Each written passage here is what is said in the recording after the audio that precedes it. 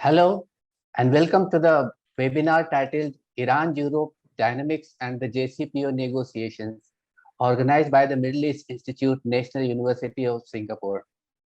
My name is Asif Shuja, and I am a Senior Research Fellow at the Middle East Institute. I will be the moderator for today's event.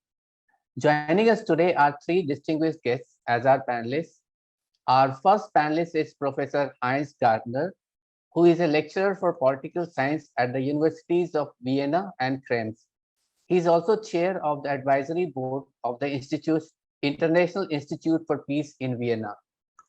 Our second panelist is Dr. Ali Fatullah Nejad, who is an associate fellow at the Isam Ferris Institute for Public Policy and International Affairs, American University of Beirut. He chose to publish his book from Singapore titled Iran in an Emerging New World Order. The third panelist for today is Dr. Clement Therme, who is a teaching fellow at Sciences Po and research associate at the School for Advanced Studies in Social Sciences, Paris. Against the backdrop of the ongoing JCPOA negotiations currently being held in Vienna, our panelists will explore the inherent dynamics between Iran and the European Union. It is notable that since the start of the Iranian nuclear controversy about 2 decades ago, the EU has been steadfastly mediating between Iran and the US, an effort that has continued until today. Therefore, through our discussion, we seek to find answers to questions such as EU's motivation behind its central role in the nuclear negotiations, the nature of Iran-EU relations, and Iran's role in the Middle East as seen by the EU.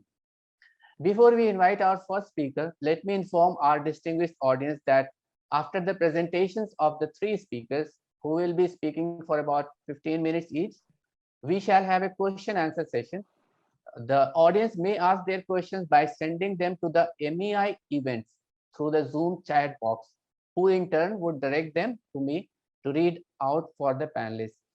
With these details, let me hand over the virtual floor to Professor Heinz Gardner. Professor, the floor is yours.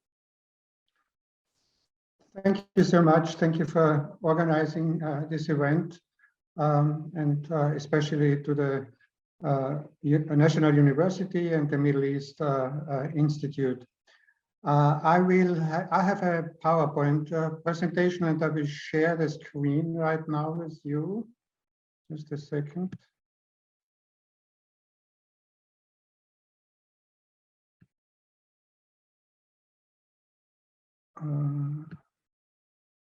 I guess it's visible for you now. So again, thank you for the introduction. And as you said, I will speak on the Iranian-European relations, especially in the context of the JCPOA. Because the JCPOA negotiations are taking place in Vienna right now, I will also focus on the status of the negotiations a little bit later. But before that, I will look back briefly to the history of these negotiations, which started in April last year. The JCPOA of 2015 has been called by the European Union as a masterpiece of effective multilateralism. And in fact, it's the best negotiated arms control agreement in history, with a very comprehensive verification system. And in contrast, what we have heard from the opponents of the JCPOA and the Trump administration, and also Israeli Prime Minister Netanyahu, the JCPOA is not expiring. It's permanent. In its preamble, it says that Iran never will acquire nuclear weapons, and this preamble is based on the UN Security Council Resolution 2231. So it's based on international law. After 2015, many European economic delegations and individual companies traveled to Iran and negotiated several memoranda of understandings. So the hope was great that the JCPOA and will have also an impact on the economy of Iran and also on the EU-Iran economic relations. But we know after 2018, after President Trump withdrew from the agreement, the European companies have been threatened by secondary sanctions if they do business with Iran. Subsequently, the trade between the EU and Iran fell by about 70–75%. The EU3, the parties of the European Union, managed to stay in the agreement, but the criticism was very tepid. The reaction was silence, and there was almost no criticism about President Trump's decision. After all, it was a violation of international law of the UN Security Council Resolution 2231. In many ways, also the Europeans echoed what Secretary of State Pompeo said. He wanted to include the missile issue, Iran's missiles and regional behavior, into the JCPOA, and that, of course, these issues have not been part of the JCPOA, and there is no arms control agreement in history which includes behavior. There wouldn't have been one arms control agreement during the Cold War if it had included the behavior of the Soviet Union, for example, in Africa and somewhere else. And also the missile issue, there are, of course, arms control agreements which include missiles, but they don't single out one party. So there's always including several parties to these arms control agreements. That's why if the missile issues will be addressed, it has to be done in a regional context and not in the framework of the JCPOA. The Europeans tried to set up this instex mechanism to bypass US sanctions, which did not really work very well. It was very insufficient. And this instrument of the blocking statute never was implemented. Blocking statute, which would impose fees on European companies which abide by US sanctions. It took until presidential candidate Joseph Biden announced in his election campaign that he will return to the JCPOA, and then the European Union suddenly recognized that it has some responsibility here. After all, it chairs the Joint Commission of the JCPOA. So it started to organize several meetings, virtual and physically, which led to the start of the negotiations in April 2021 in Vienna. And of course, because the US was not part of the JCPOA, it was not part of the Joint Commission either. So the talks between Iran and the US were indirect talks. And in this situation, the European Union played a very useful mediating role to keep the communication between the Iranian and the American delegation working in spite of external events like the attack on Iran's nuclear facilities in Natanz, and also the subsequent announcement by Iran to enrich uranium by 60%. So the negotiations stayed on course, and this was mainly due to the pragmatic approach of the European participants of the European delegations. The Europeans remained still silent about the secondary sanctions. they are still in place. So President Biden did not lift them. So European companies are still threatened by these secondary sanctions. If they were lifted, it would give the Europeans some room to act in a more independent way, but still they are constrained by themselves by the threat of these secondary sanctions, and this in spite of the claim that the transatlantic relations between the US and the European Union have been improved under the new American administration. Now to the status of the negotiations. So we had these 6 rounds in spring from April to June, and much has been achieved already. So in spite of Iran's claims that the previous administration didn't achieve much, but it did. So there was a text which has been agreed upon with about 70% ready, and it included also about 1,000 sanctions that would be lifted and had an economic impact on Iranian society.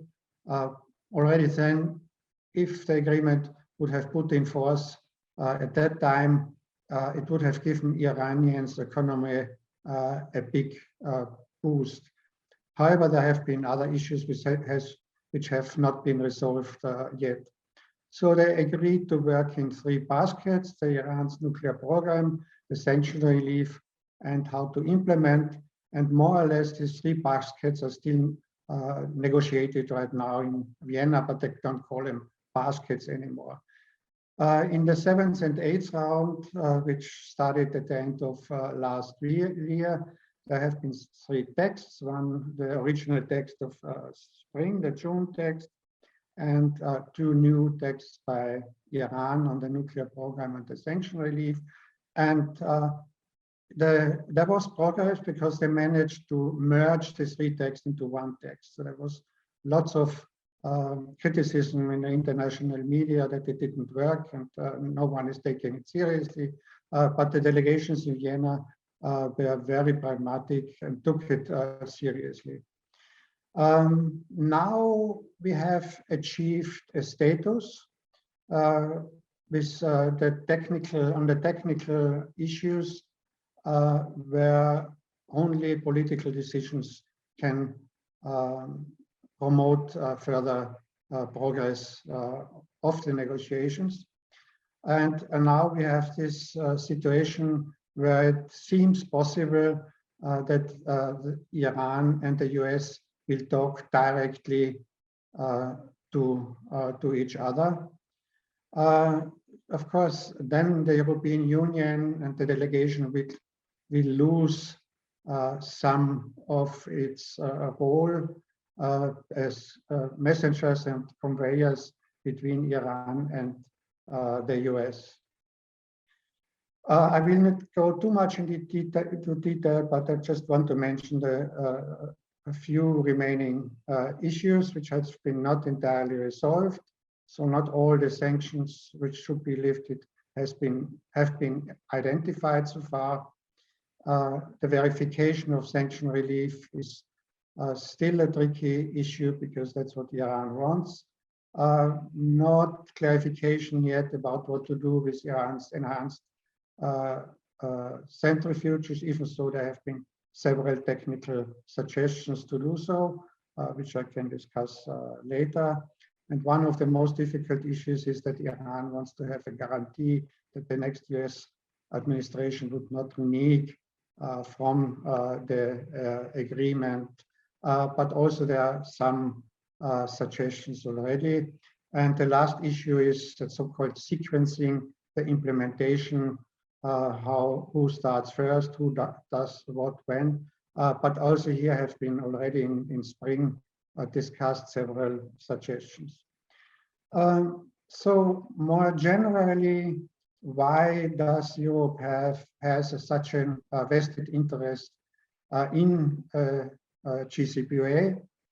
Because look, when we look at what happened, what would be the consequences of the failure of the negotiations here in Vienna, Iran, of course, would continue to enhance its nuclear program, not necessarily building a bomb, not necessarily leaving the non-proliferation treaty right away, even so it could threaten to do so. For the time being, it will remain in the safeguards agreements of the IAEA, but that would be sufficient for Israel to threaten with military strikes, and even they will conduct some of them, and Israel might want to involve the US. The US will not send ground troops because of the Afghanistan experience, but it might help out with intelligence, communication, targeting, also airstrikes. Of course, Iran would react. It would react with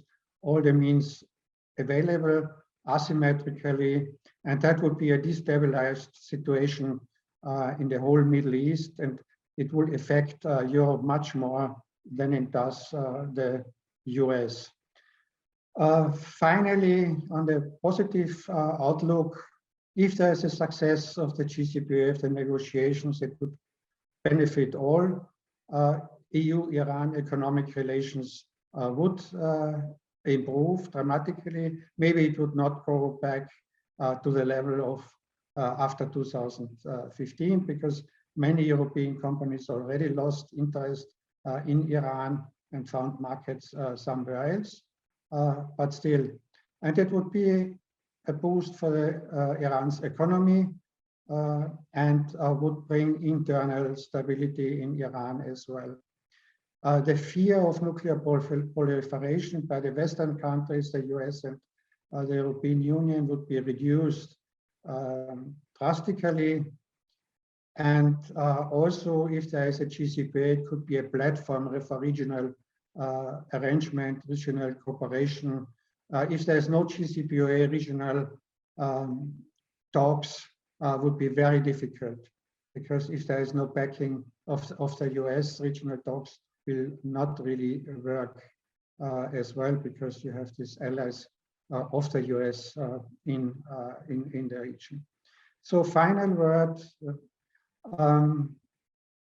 now we see this great power competition between the US and China, and US and Russia, and there was a dramatic decline of multilateralism during the Trump administration, and it did not really recover under the Biden administration.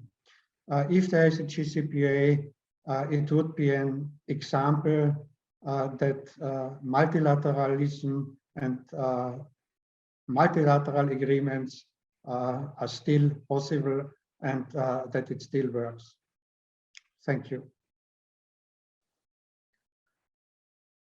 Thank you so much, Professor, for your laying out of the canvas on which we will continue to work in this rest of the webinar. The 3 points that I have really noticed, the first is that when President Donald Trump withdrew from the deal, EU was silent. When President Biden came and he talked about coming back to the JCPOA, then also the secondary sanction was not lifted, but EU was silent. The third, of course, is your concern that EU has lost that power of being a messenger between the parties in Vienna. So I think that is an observation that everybody has been making, and we will discuss more those things later. But right now we are going straight away to our second panelist, Dr. Clement. Doctor, the floor is yours.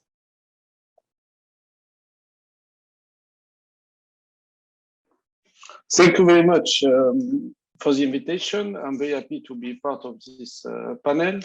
So I will give, I think, more the French view on the EU role, because I think EU is not a state. So we can ask ourselves, is there something that we can call an Iran policy, both at the EU level and, for my case, at the French level?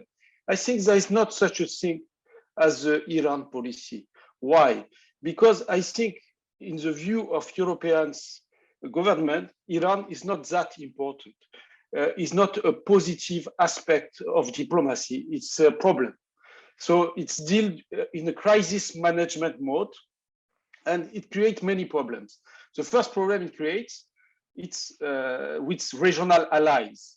So first, the relationship with Gulf Arab states, Saudi Arabia, the UAE, Israel, that are the main partners of Europe in the region.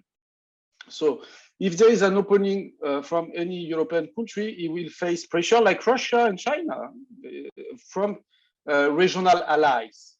So there is this idea that Iranian policy could create problem in other aspects, more important aspect of EU or state, European state regional policy. The second problem that creates Iran is to show, as Professor shows, the European weakness. There is not such a thing as European economic sovereignty.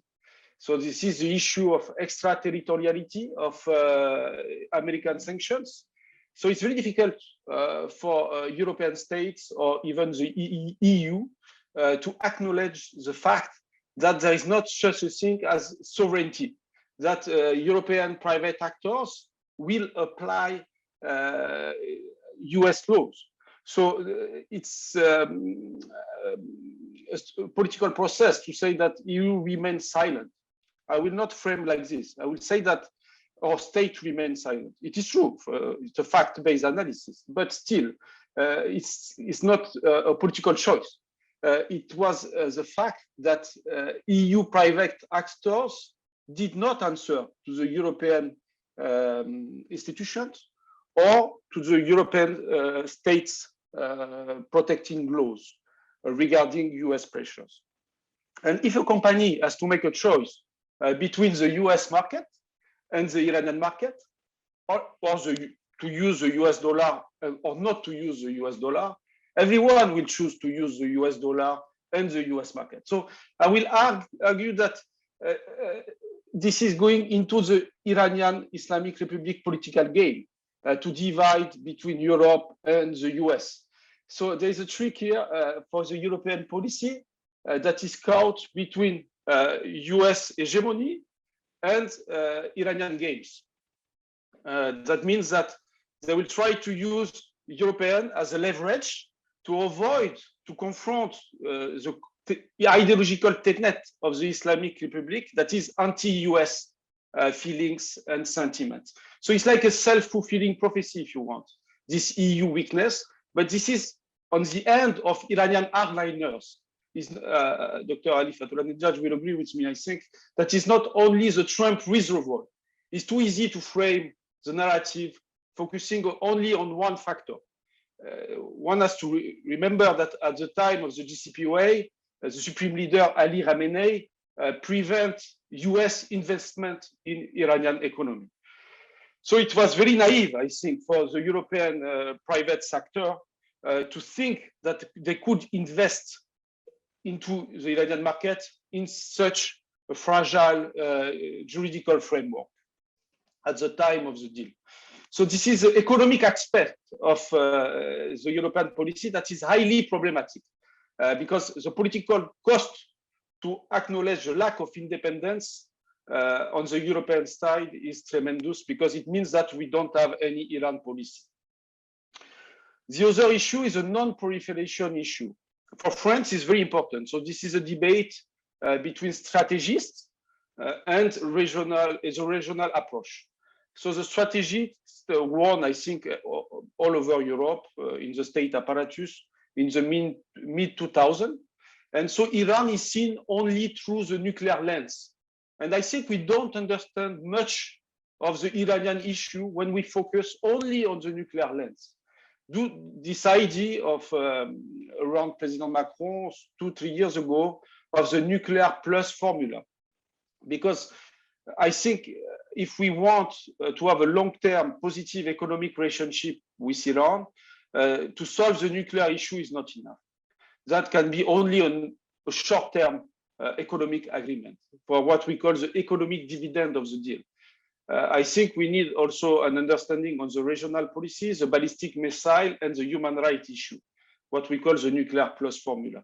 So there is this debate also among the expert community between the regional expert and the nuclear expert that are focusing only on the nuclear issue. And I think they don't understand much of Iran evolution, especially regarding the stability of the regime, the stability of the region. And that's why I think that the view of our allies in the region are more important today, especially in France. When we are talking of the mediation of President Macron, for instance, it was proposed following some advice from the UAE, for instance, after the attack in 2019, and this idea that there is a risk of military escalation. So sometimes also the proposal of the EU policy came from our allies in the region, more and more, I would argue. And the last point, I think, was the EU really a mediator? I think Switzerland is a mediator between the US and Iran, because you know that the Swiss embassy represents the US interest inside Iran, and also they can convey some messages. But I think Europe was never per se a real mediator. It's like Russia. It was always politicized because of our dependency towards the US. So the US is pleased to have a European as mediator, but the Islamic Republic prefer to have Russia or China as mediator. So there is this lack of trust. So it's not a balanced mediator. It was never a balanced mediator. So this idea of dividing between Europeans and the US, I think on the Iranian issue is highly artificial. Because what we share with the US, even during the Trump administration, was always more than what we share with the Islamic Republic of Iran. The issue, the reaction of the EU in terms of officially supporting the deal was more linked to the question of sovereignty. So they couldn't acknowledge publicly that they follow always the US policy. So my argument in my last article on the topic is to say that there is not such a thing as a European policy towards Iran since 1979. Before it exists a strategy, because Iran was the first market, for instance, for the French export in the Middle East before Iraq of Saddam Hussein. But I think since the beginning of the 2000s, I think this economic aspect that is very important. I think after the failure of the first experience of the deal, this factor will be less important. And the factor that will be more important will be the position of our allies in the Middle East regarding the Iranian issue. So we will try to build an Iranian strategy that is convenient for our allies. This is the first aspect in the EU attitude, I think. And the second one will be to use Iran as a tool to get closer to the Biden administration and to build a common understanding with the US using the Iranian issue. Thank you very much. Thank you so much, Dr. Clement. You have very clearly mentioned that there is no EU policy on Iran, and you have also articulated the country-specific policy towards Iran. I wouldn't let you go so easily. I'll just mention the EU security documents that they have been releasing very regularly. In 2003, the document emphasized on non-proliferation, and this opportunity came through which they jumped into the negotiation. Then in 2014, the European security dynamics and the document emphasized on diversification of their energy, not depending too much on Russian energy. So they again started to strive towards opening up the Iranian gas market.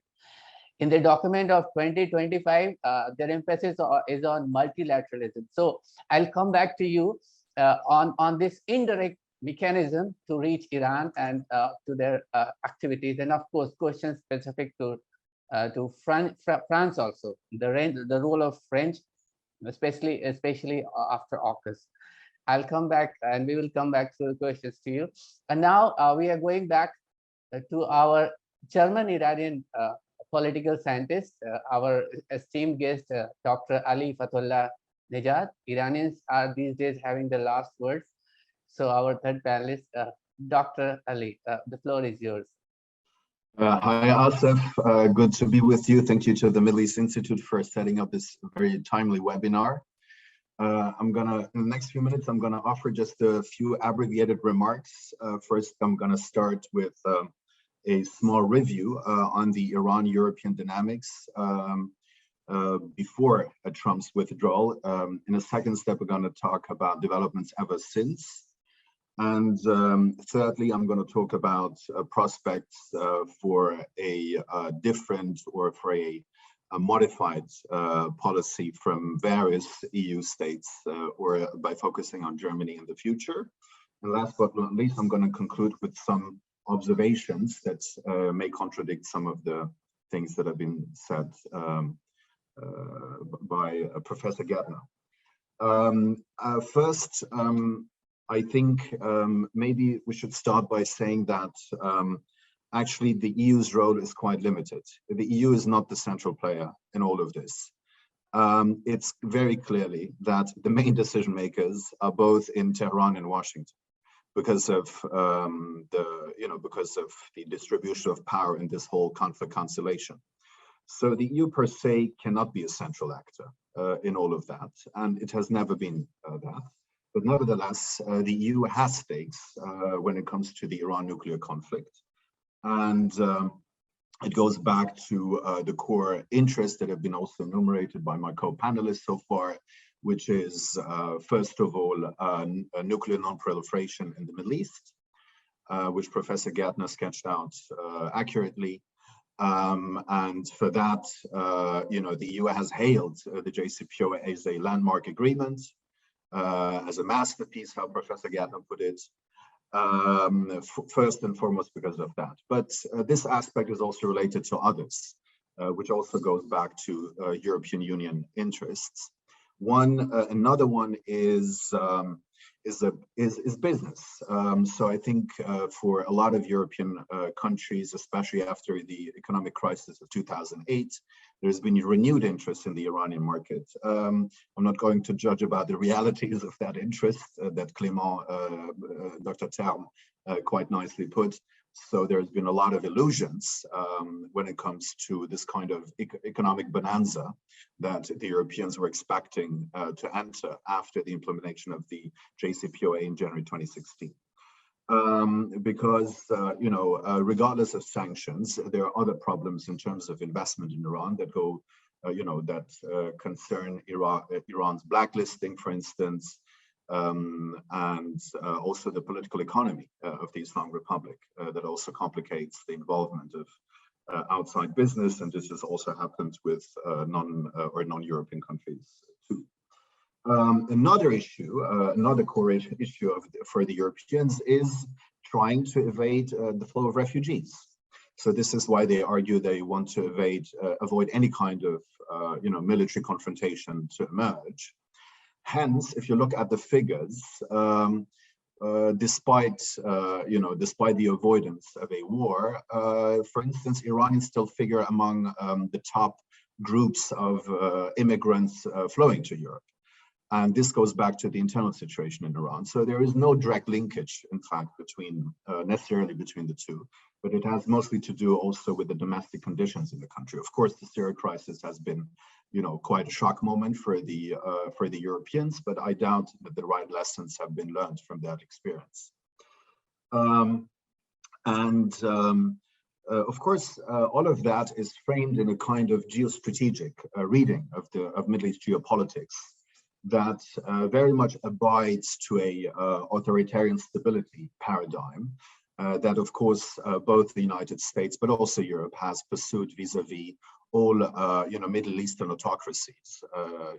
Basically Europe's neighboring region over the past decades, and the same has been one could also observe in terms of EU's Iran policy, that it was also very much geared toward maintaining authoritarian stability, and this is very much on display by the silence, and I think here the term would be more accurate, by Europe after the implementation of the JCPOA in 2016 when it comes to Iran's regional policies, especially in Syria, but also in other theaters of conflict in the region, and all on the deteriorating human rights situation. So there was a deafening silence from European capitals, also vis-a-vis the two nationwide uprisings that have happened in this period that are very, that are central to an understanding of the question of stability of the Islamic Republic, and also central to the understanding of the development stage that Iran finds itself.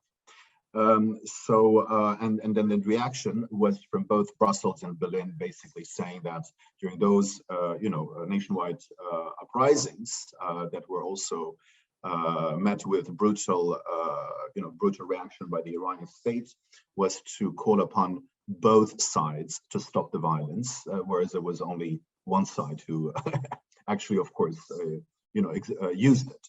So this is also quite telling in terms of, European policy.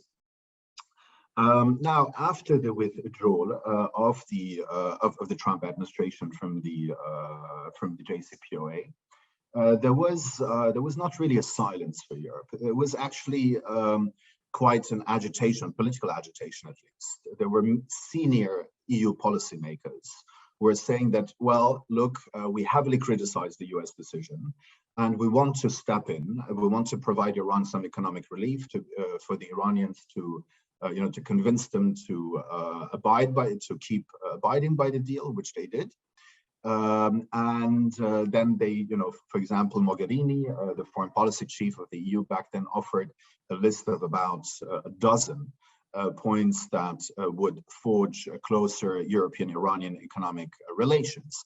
But all of them had no standing in reality because of the, continuing weight of extraterritorial sanctions of the United States, which put this choice that Clément nicely explained between the US and Iran, and of course everyone decided for the US. So all of that was, of course, a display of the lack of economic sovereignty. And nevertheless, the Iranians, after the withdrawal of the JCPOA, after Trump's withdrawal, for 1 year banked on Europe to step in and help them out. So there was a 1 year that there was a wait and see approach from the Iranians, which I back then also explained to be very naive from the Iranians to do that, given the realities of power. And of course, nothing happened. Also Instex, the channel that was set up to shield European Iranian business from US sanctions, has never worked. So all of that is, I think, important to remember. Also, the focus solely on Trump for the collapse of the nuclear deal, I agree with Clément, is also a bit misleading. Of course, there's a strong responsibility on the Trump administration to leave a deal that was working, basically, in terms of nuclear non-proliferation at least. But when you look at the expectations that were tied to the link, which were formulated in the preamble of the JCPOA, which is basically the pacification of the Middle East, this never happened. One could even argue that the opposite happened, that Iran got emboldened by the JCPOA in terms of expanding its regional policies, but also its ballistic missile programs, which up until today and for the future will remain, controversial issues that, no one can really ignore in terms of having a long-term or midterm, even a midterm arrangement with Iran. Thirdly, I think against the backdrop what I was laying out, there have been a lot of also criticism raised vis-a-vis the EU's, Iran policy, also by very prominent, by now focusing on Germany, which is the most important country in Europe when it comes to Iran business, but also probably beyond. So there's been also, a lot of, critical voices that were raised by very prominent Iranian Germans here, criticizing the German government to being silent, to solely focus on the nuclear deal, whereas the main issues are non-nuclear. So this kind of nuclear, the concentration on the nuclear lens, as Dr. Term put it, has been criticized heavily, also by parties that are now part of the German government, notably the Green Party that runs the foreign ministry. But all this criticism has so far did not, yield any results. But we have to see and wait whether in the future it will yield results, because after all, the new German government has pledged to pursue a value-based foreign policy that, much more heavily focuses on human rights. Whether this can be a turning point away from Europe's reliance on this authoritarian stability paradigm is another question. But I would argue that from even a realistic point of view, this kind of authoritarian stability policy is not going to go anywhere, because it is only going to create short-term stability and not long-term stability. So we have to, widen our lens to include other important factors when it comes to the development and stability of Europe's neighboring region, also Iran, because all of that is also very much important in terms of stability. So in conclusion, what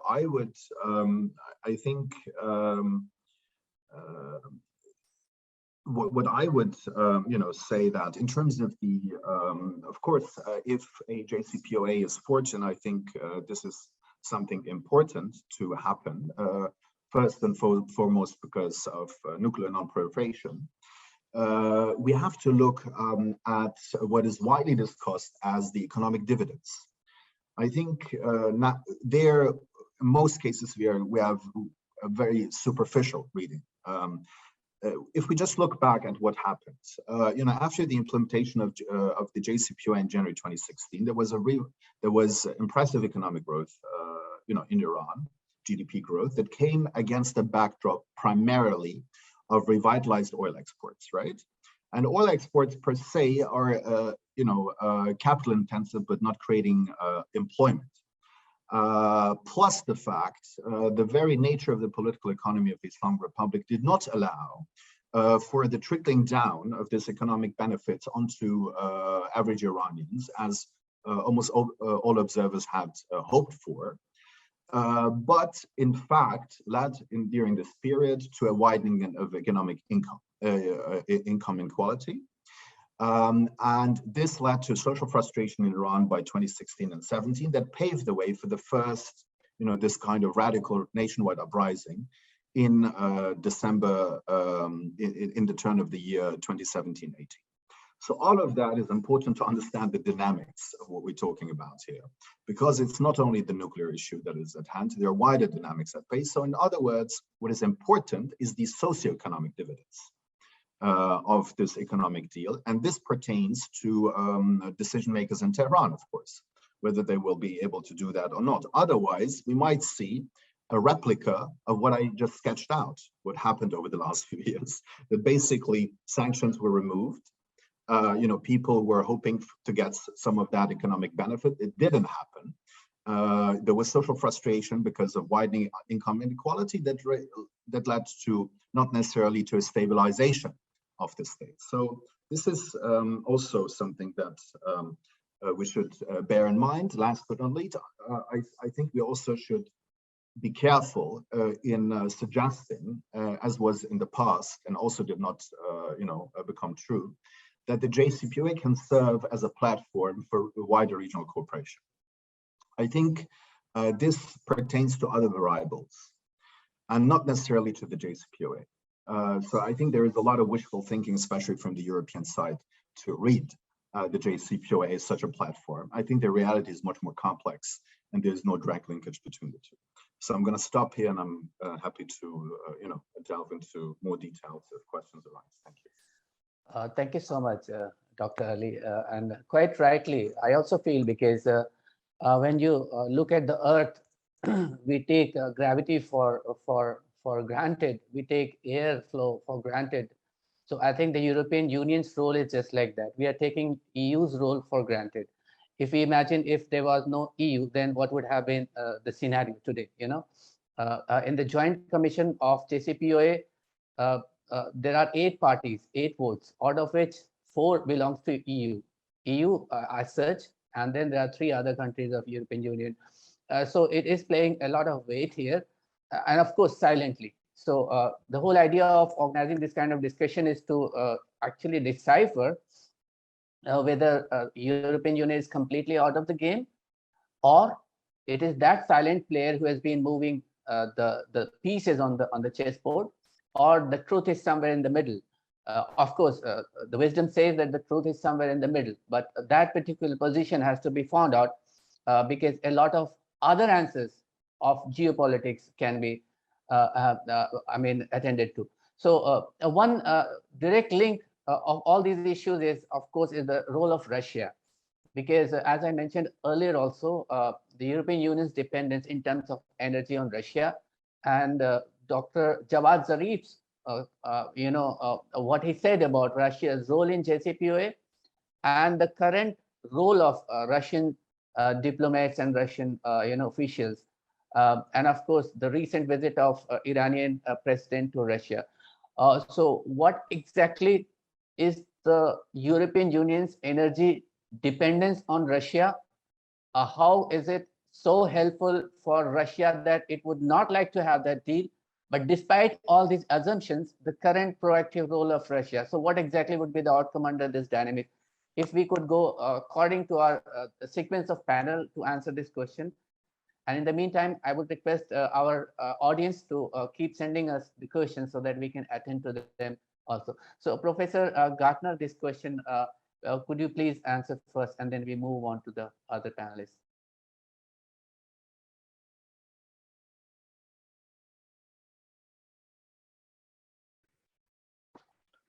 Yeah, if I go to Russia, just a couple of points that I would like to underline, that the European Union would not be an actor. European Union and the parties to the JCPOA, they do have common interests. So they do have common interests, even so they are not, of course, a sovereign state. So they have a common interest in non-proliferation, in improving trade, in working multilateralism. And it appeared that during the negotiations, there would have been differences among these European parties to the JCPOA, and France was always seen as one who wanted to slow down the negotiations. However, it turned out that now France has given up its role of bad cop and is supporting the progress of the JCPOA, because I guess we are now in this final stages to the agreement. And also to the internal situation and the improvement of the economy. There was an improvement of the economy, as Mr. Fatullah Nehat said, after 2015, 2016, and the population benefited. Especially there is a strong middle class, which still has the possibility for keeping up the decent lives. So if you look at the statistics of the purchasing power parity, Iran is still on the 18th rank internationally, because that means the internal consumption, and it's still the same rank. The internal consumption did not really have been not reduced.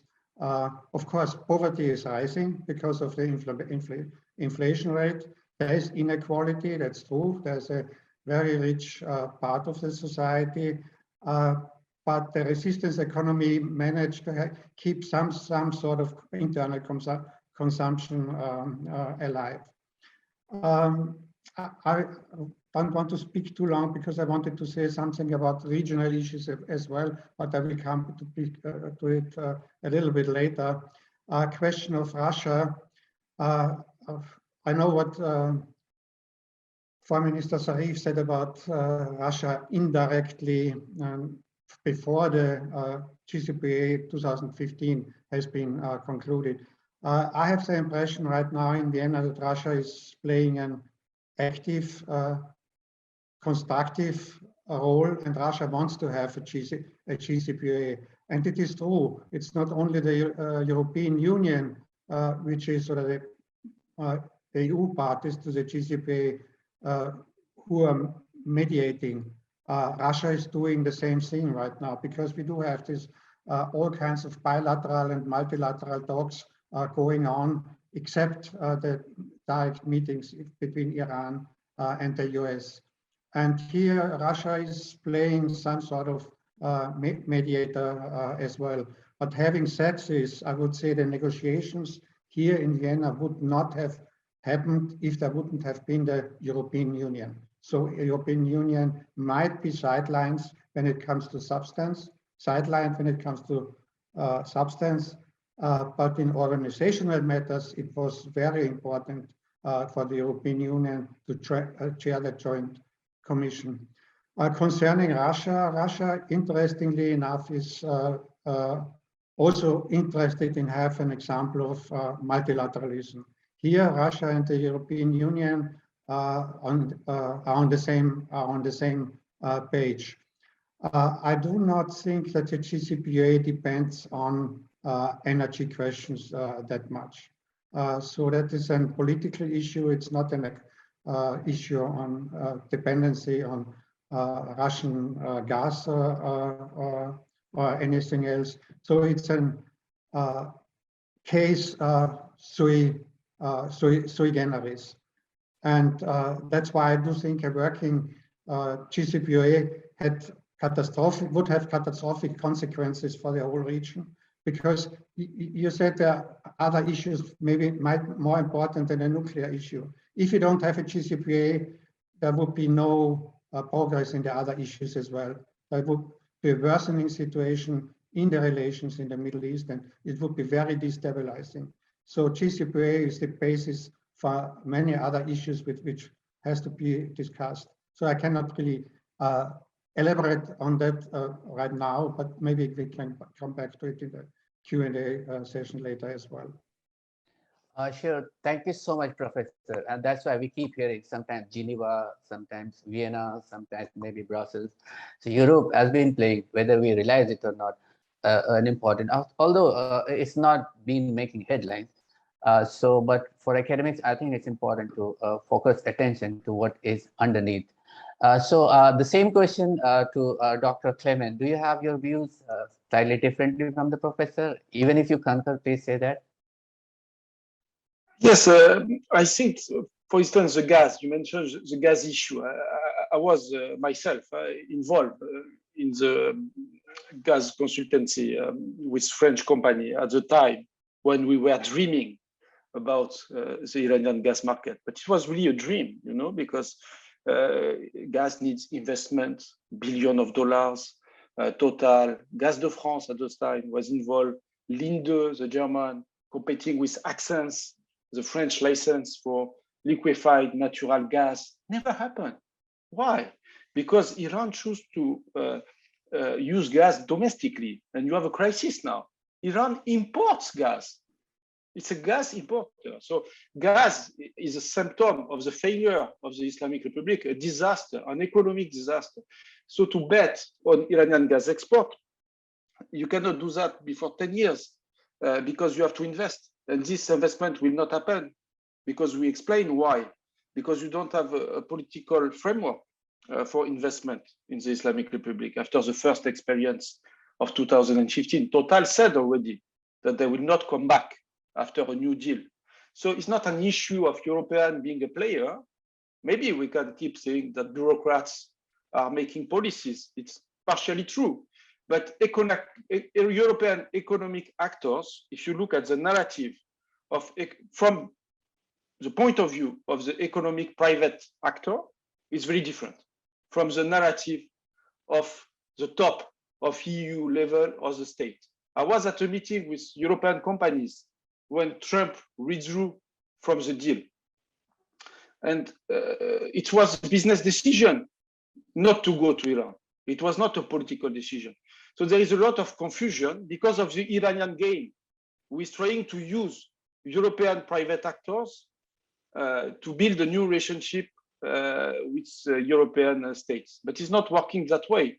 The Marxist strategy of the mullahs if you want, is not working because these companies apply US rule. You cannot stream death to America on Friday, the prayer, and invite a European company to invest billions of dollars. So this is an Iranian problem. It's not a European problem. So it's very important for us to understand that the private sector understood now what is the Iranian market, and you can have trade. Maybe we can buy oil, so European can play this role. But I don't forecast in the short term new investments. I don't forecast international companies rushing to go back to Iran, like it was the case after the first version. On the idea of France being bad cop and the US being good cop, it's changing. During Trump, the Iranian was saying the opposite. Trump was bad cop and France was good cop. So this discourse is a propaganda tool by the Islamic Republic, like, you know, the divide, and Ali will agree with me, between moderate and conservative. So if you want to cooperate with Iran, you say, look, they have moderates. And if you want to have a confrontational approach towards the Islamic Republic, you say, look, there's only conservative. So they're playing this game with stuff as well. They're playing the moderate conservative against the bad cop, good cop. So I think this is, you know, the carrot and stick approach, sanction versus military option. And in front of that, you have the moderate conservative. So it's on both sides, highly manipulative, I would say. So as analysts, we should be above this propaganda tool on both sides, I think. And finally, you said that we have a policy because we are pursuing collectively the goal of non-proliferation. I agree. Even Russia and China, they don't want Iran to militarize its nuclear program, but there is a debate about what is the best method. And if you look at the method, at the tool that we can use, there is not a coherent policy in Europe. During the Trump administration, you remember that Poland was very supportive of Trump policy, and Germany was more maybe critical, and Italy even more critical. So it depends. You have a very different view. And if you look at the bilateral level, this is another story, because you have a confrontation, for instance, between the French security apparatus and the Iranian one. The same with Germany, with Belgium now. You have the hostage industry. So I think there's many topics that prevent the rapprochement, a real one, I mean, beyond short-term, you know, economic interest. And for me, really, Europe is a junior partner of the US on the Iranian dossier. As a partner, you can debate, you can have your voice, but at the end of the day, I think we follow the guideline. If you look at the last 15 years, it started with John Bolton in 2004-5, when he prevents the Troika of reaching a deal. So this alignment of Europe is not new. I remember in 2008, we were following the Bush administration when Obama was elected. So it was very difficult to change policy in 2 years to adapt to the new Obama policy. So we keep adapting and pretending that we have a longer view and that we have a coherent policy. I think there is a lot of bureaucratic, you know, communication, talking points in the fact that when we look at the history of the last 2 decades, to say that there is a continuity in European policy towards the Islamic Republic of Iran, I think there is not. This is my point of view. On Russia, I think there is a debate inside Iran. The idea is not that you don't have relations with Russia. I think what Javad Zarif said is belong to a conspiracy theory, because as Professor Gardner explained, even John Kerry, Barack Obama in his memoir, all the former negotiators mentioned the constructive role of Russia during the process of negotiation between 2013 and 2015. So there is no debate on that. And why is a conspiracy theory? Because Javad Zarif thinks the Russian could imagine the Islamic Republic becoming friends with the US, which is totally a fantasy. It's a fantasy of the moderate in Iran. It's not going to happen under the Khomeini ideological framework. It's part of the DNA of the Islamic Republic. So to bet on, a new friendship between Iran and the US with this regime, without regime change, I think is wishful thinking. That's why I think that the problem of Europe is to be also between the US changing policy all the time and the Russian that are a coherent policy. They still argue the step-by-step approach. They have a very coherent discourse on the Islamic Republic, which is the one of authoritarian stability. They even think that the Revolutionary Guards are a factor of stability in the Middle East and inside Iran. So they're going even forward comparing to Professor Gardner's presentation on the JCPOA providing stability. They think the Revolutionary Guards are providing stability. So I think Russian approach is highly cynical regarding Iran, because if you look at trade between Russia and Israel or Russia and the UAE, it's more important. Even the top trade of last year, $3.5 billion between Iran and Russia, is nothing compared to trade between Russia and Turkey, for instance. So I think there is a lot of politicized approach, and this is not fitting the Iranian national interest. That's why you have all these protests after Raisi visit in Moscow. He was welcomed, with a 5-meter table. And when Putin was welcomed, the Prime Minister of Israel, the table was very small. So it's not an issue of Corona, So I think there is this idea of Russia instrumentalizing Iran. But I think all countries are doing that. It is because the Islamic Republic has no relation with the US. So I think if we forget this very important point, it's a core issue of the anti-Americanism of the Islamic Republic as an ideological tenet of the regime. We cannot understand European policy towards Iran and Russian policy towards Iran. Thank you so much, Dr. Clement, and very important point there. Specifically, it has implication on the future of the deal. That what Dr. Zarif has said, it may also be based on his perception, So we can't take it in its entirety. Very important. Now, I'll go back to our Dr. Ali.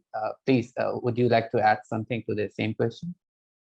Sure, thank you. I mean, first of all, I agree with most that has been said so far. Also, in terms of the lifting of the energy sanctions, I think it could be a long-term threat to Russian interests when when all those circumstances would change that Clément has enumerated, and in fact, European or let alone American investment would flow in.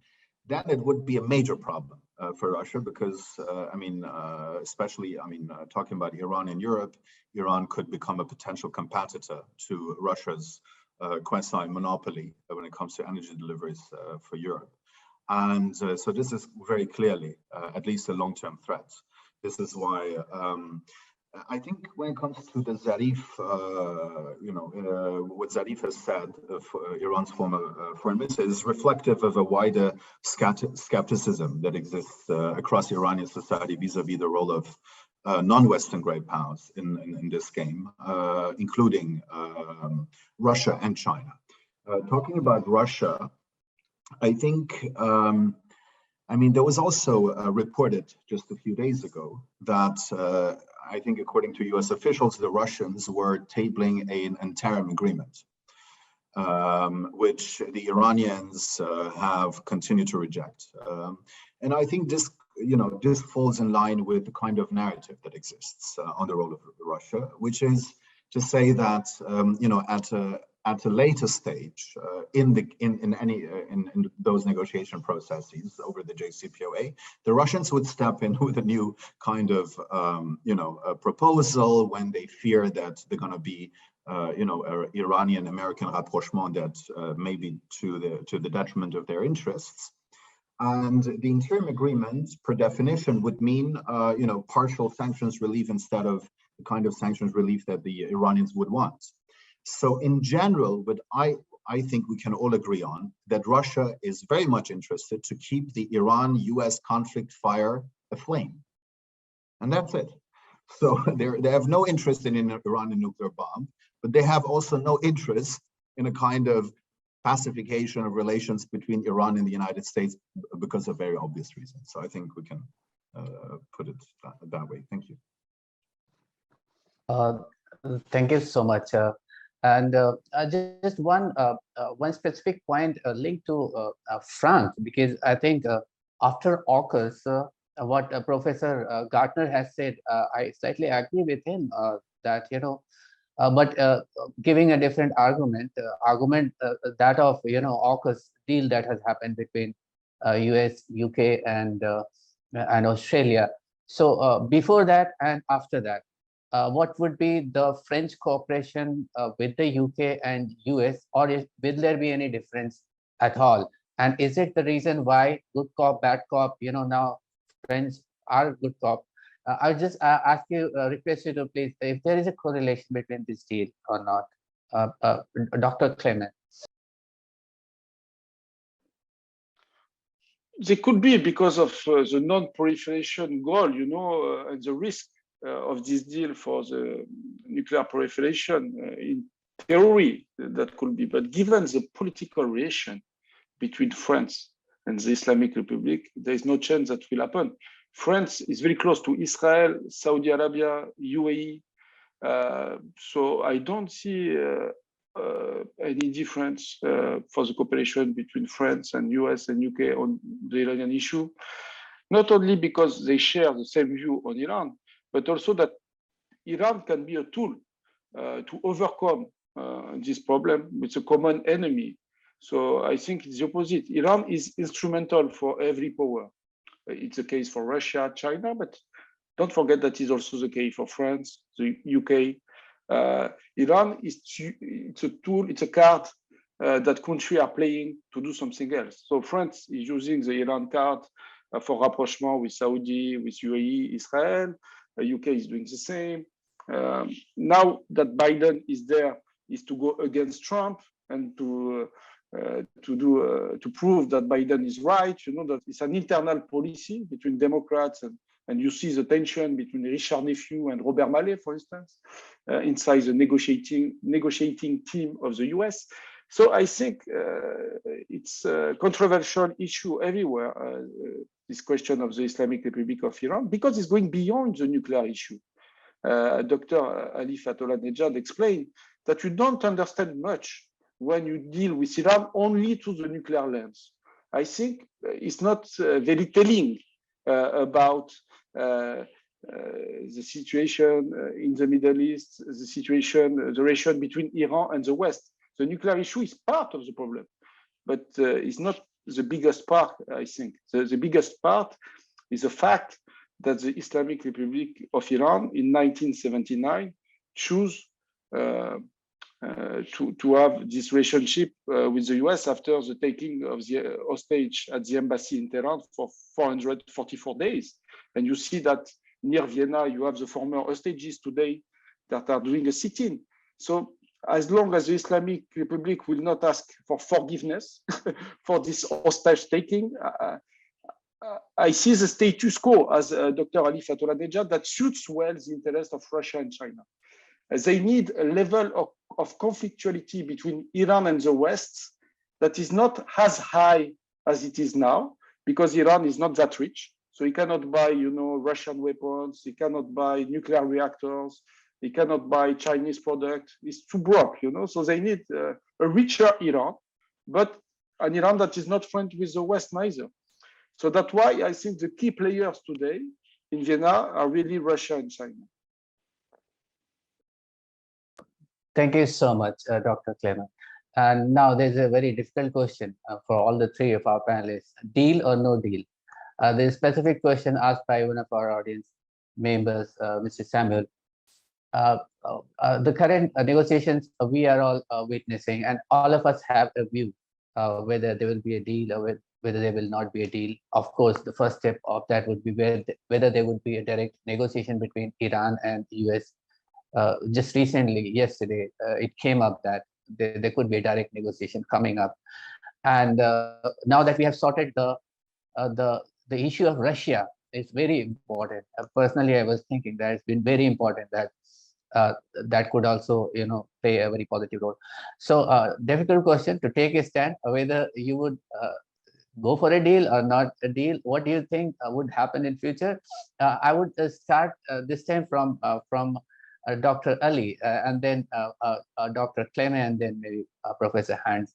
Deal or no deal? Do you see a deal coming up, or in what format, if it is happening? Dr. Ali.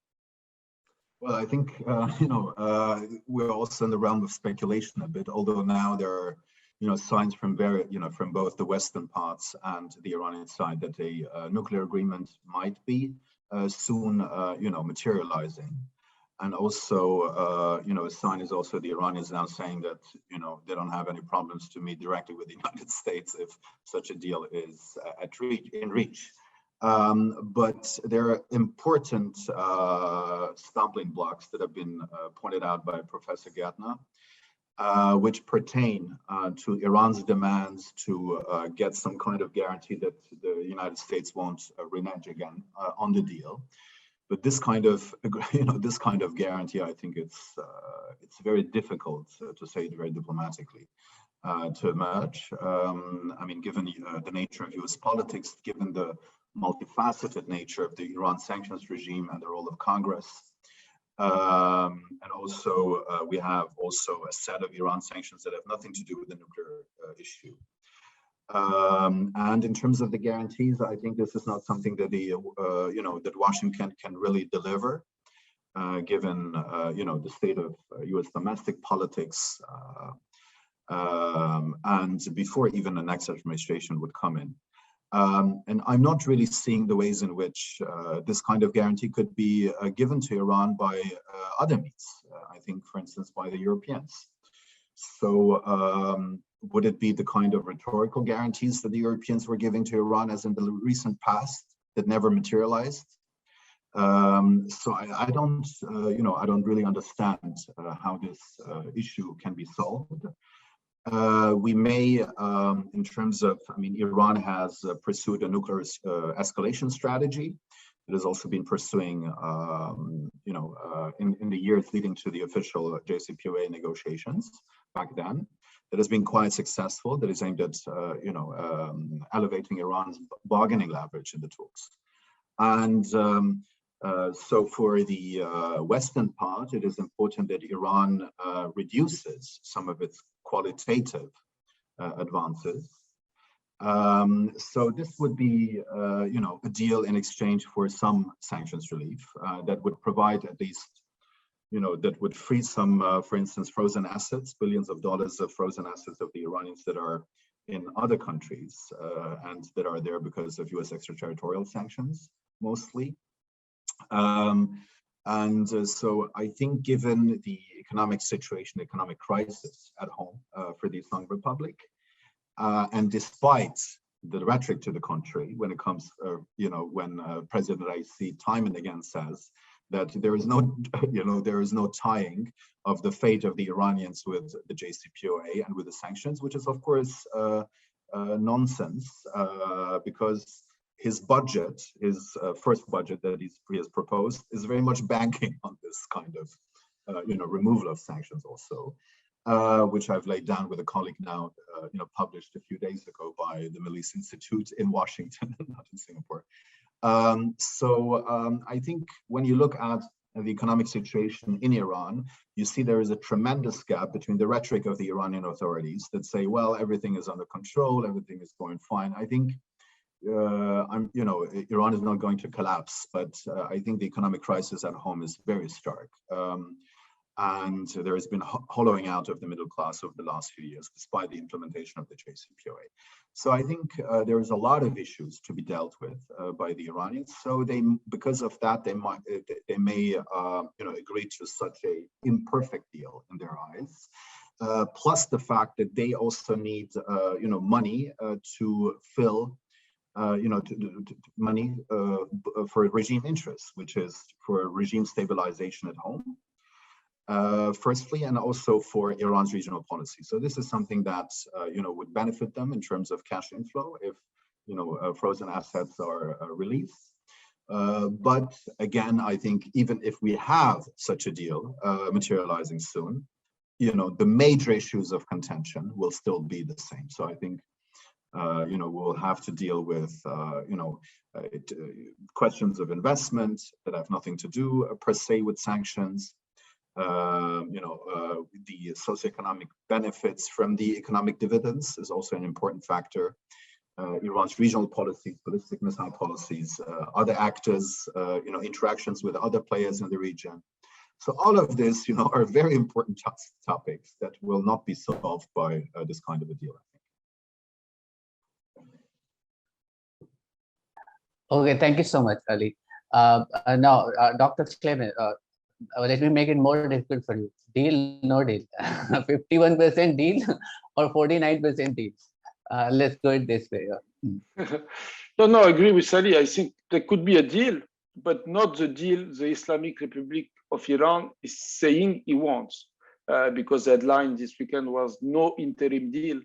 So what can be achieved because of Russia and Chinese influence, I think it's an interim deal, a short-term deal, because there is no room for a long-term deal without solving the other issue. And this is something that President Rouhani acknowledged at the beginning of August. Before leaving office, he said, anyway, a nuclear deal is not enough. We need a political framework if we want long-term investment. So there is some realist also inside the Islamic Republic of Iran. There is two pillars, the survival pillars, the moderate, the so-called moderate, the Rafsanjani faction, and the ideologue around Khamenei. So I think that this is an internal debate inside the political elite. So it's a hard sell on both sides. It's a hard sell for Biden, for the Congress, the interim deal, because it's not what he said, neither. He said a stronger and longer deal, and that means nuclear plus. So the logic would be nuclear plus. If you have a return of experience on both sides after the failure of the first deal, I think both sides should go into that direction. But because of the political nature of the revolutionary Islamic Republic, it's not feasible. You cannot negotiate ballistic missile. You cannot negotiate the network of influence of the Islamic Republic. You cannot negotiate the human rights issue. So you can imagine the reputational risk for a company to go on the Iranian market. They are not going to try a second time. So on the Iranian side, they know that. So the realistic view is that they can achieve only an interim deal. But can they sell that after saying for months that they can do better than the previous administration, and they have this divide, highly artificial divide between moderate and conservative, but still it's how the politics are playing inside the Islamic Republic, inside the establishment. I think it's very difficult for internal political reasons on both sides, but at the same time, there is no other option. So I think that will be a compromise. The ability, they can compromise in Vienna, but I think after the US delegation has to compromise in Washington, and the Iranian delegation has to compromise in Tehran. So I think this is the challenge now. It's not the issue of the EU or Russia or China. This is based on the political will in Washington and in Tehran. Okay, Professor Gartner, it's up to you to define. Would you go for a deal or not a deal? No, yes, I would go for a deal. And actually, I would first come back a little bit to this interim deal. Actually, it was not a Russian proposal. It was an original. It came from the US a couple of months ago already, an interim deal for 2 years, which meant we would come to the next administration.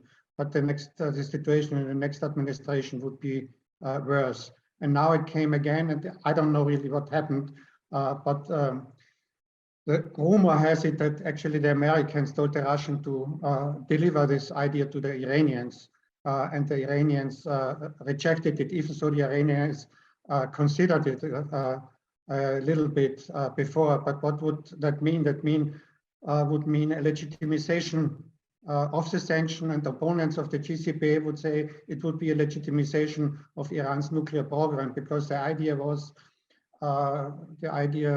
was that Iran would stop enriching at uranium at 20%, and some assets would be unfrozen for Iran, so that nobody would be satisfied, and the decision would only have been delayed. So the idea basically was an interim deal is not a good deal, and I guess the Europeans rejected it, and the Iranians as well. There are some issues, but I think the delegations come much closer in all these issues. Even so, if you talk about the guarantees that the agreement will not be reneged again, I guess so far the Iranians might be even satisfied if President Biden could give the guarantees for his administration, but he has not done so. But there are some mechanisms which has been discussed that Iran could, with the support of the Europeans and the US, negotiate long-term economic contracts which go beyond the next administration. And there are some technical issues that you can safeguard that withdrawal would not be likely. But having said so, I don't think necessarily the next president will withdraw anyway from the JCPOA because they will realize that the benefits for all would be a good JCPOA anyway. And the other issues that verification of the sanction relief, it's possible as well, but it will take some time because you can measure it through the amount of oil which will be sold, and also the amount of money which comes in. So not talking about an interim agreement, but there would be a transition period, of course, until the JCPOA, if adopted in Vienna, will be fully implemented in order to verify that sanctions will be relieved. So it will take 2 to 4 months until the JCPOA can really put into force. Also, the question of sequencing, which is very much on the table right now in Vienna. There are suggestions who starts first. So there will be no step for step sequencing because nobody wants to start first. But there's already in spring, there has been some suggestions that you can do it in packages. So you shape packages and they are implemented simultaneously, no matter who starts first. So there are many technical issues which can be solved. So that's why I do think there will be a JCPOA in the next couple of months. Let me say one more word to the original sin of 79, and because of that, there can be no good relations between US and Iran. Iran would say the original sin is 53 in the Mossadegh, so they can play these narratives against each other. But in the Iran hostage crisis, at least there was no casualty. But if you look at the Vietnam War, there were about 50,000 American casualties, and Vietnam is still a communist authoritarian state, and the US and Vietnam have very good relations, and they opened up diplomatic relations and embassies in '95. So if President Biden would make a bold decision, he could go back if you want to have a political framework, because you're saying JCPOA is not enough. I agree, you have the political framework, but the political framework can come from Iran, but it can also come from the US. And if President Biden makes a bold decision, he could establish diplomatic relations with Iran, and not only through the embassy in Switzerland. Thank you. Thank you so much, Professor Gartner. I hope this answer is very helpful. There's been a repeated input coming from some of our audiences, and that's, I think, a link to a very important pertinent question.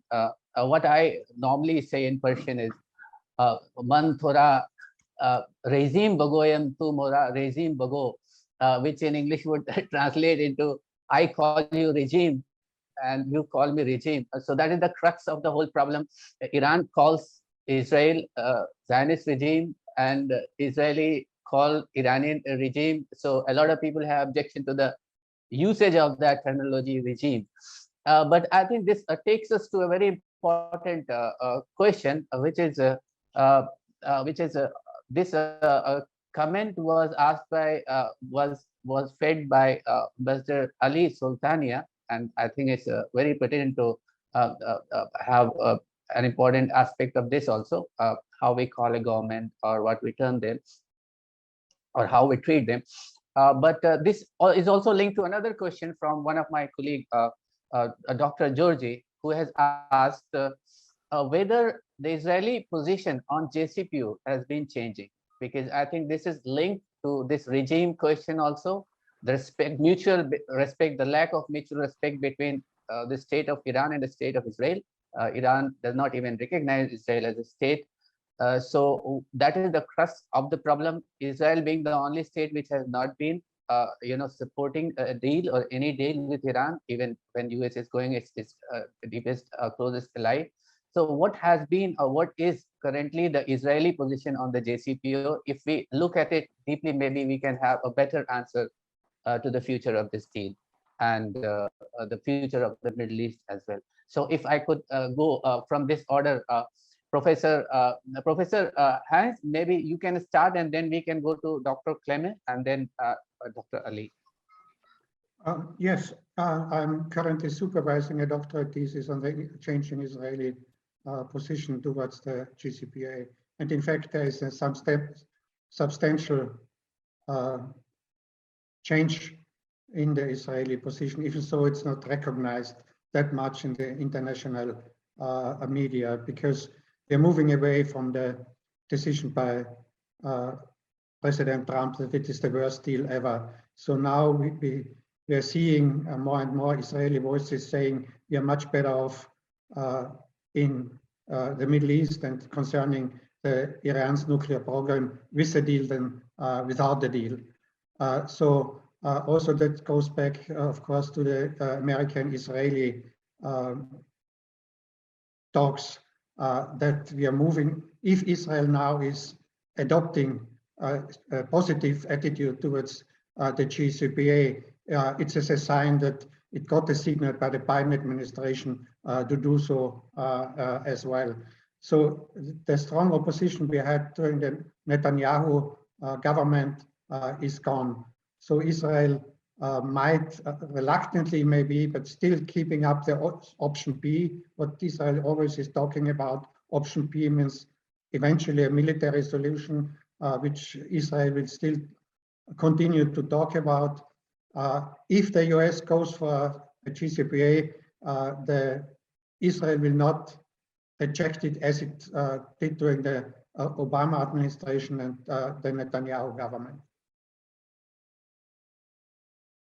Yes, please, Dr. Clement. Yes, I think that the issue of Israel-Iran relation, as an historian, first maybe on Mossadegh, because Professor Gartner said something very highly controversial on Mossadegh and the mullahs. The mullahs supported Ayatollah Kashani, the fall of Mossadegh, the coup against Mossadegh. So they rewrite history. There is just a small Mossadegh street in Tehran, and the Mossadegists were in jail under the Islamic Republic. So it's a propaganda tool, once again, of Javad Zarif and the moderates, while at home, the historian cannot work on Mossadegh, and there is no memory of Mossadegh inside the textbook. I study the historical textbook of the Islamic Republic, and they rewrite history. So it's funny to in the West to take the discourse of the regime, because the historian, like Oliver Bass, for instance, said the anti-US feelings that were real in the 1970s were more linked to the immunity that was given to US citizens inside Iran rather than the coup against Mossadegh. So there is a debate. Some are arguing, like Professor Gartner, that there is a link direct between 1953 and 1979. And the majority today say it's more complex than that. So that was just an historian point of view on this. On Israel, once again, this is part of the DNA of the regime. The fact that the Shah has cordial relationship with Israel. And you know that Khomeini, when he took over the revolutionary movement inside Iran, he decided to have a regime change policy against Israel. So it's very funny that you criticize the fact that we call the Islamic Republic a regime when they call Israel an entity, non-existing entity. So sometimes I was joking, I was living in Iran during Ahmadinejad, how can you destroy an entity that doesn't exist? So it was, you know, this debate about the translation of Mahmoud Ahmadinejad to erase Israel from the page of history. So you have also anti-Semitic feelings inside the expert community in Iran. So you have a problem, I think, with Israel, who is part of the identity of the regime. So this is the core of the problem. Regarding the position of Israel on the nuclear issue, you cannot separate the two. You know, the propaganda line of Israel is an absolute regime cannot have an absolute weapon. So it's linked, the two. So the regime is not changing in Iran. What is changing is the analysis of the threat from Israel. They think that the tool to confront the nuclear ambition and to manage the nuclear ambition of the Islamic Republic, the best tool is a covert operation. So that's why they don't focus that much on the deal right now, because they think that through their infiltration, the network inside Iran, they can target, you know, the Iranian nuclear program through covert operation. And they think right now, I think what changed, they believe more on covert operation rather than military option. I think maybe the analysis is changing about the counterproductive dimension of the military option as a tool, non-proliferation tool. Thank you so much, Dr. Claire. And thank you very much for taking it so positively. And we are running out of time, and we have so many questions that we really can't attend all of them. And this Vienna platform is actually has been created in such a manner that a number of issues are being discussed. I believe so. It's not just the nuclear. But I think what we can do, we can wrap up this whole session by giving Dr. Ali his due chance to answer this question, as well as to give some final words, and then maybe we can wrap up. Dr. Ali. Thanks so much. I don't have anything substantial to add when it comes to Iran and Israel, which was nicely done by Clément, I think. On the historical comparison, I also have my doubts in terms of the 1953 direct linkage to the Iranian Revolution of 1979. It is part and parcel of the official discourse of the Islamic Revolution. It's not necessarily rooted in history. Secondly, I'm also doubtful about the comparison between the Islamic Republic and Vietnam.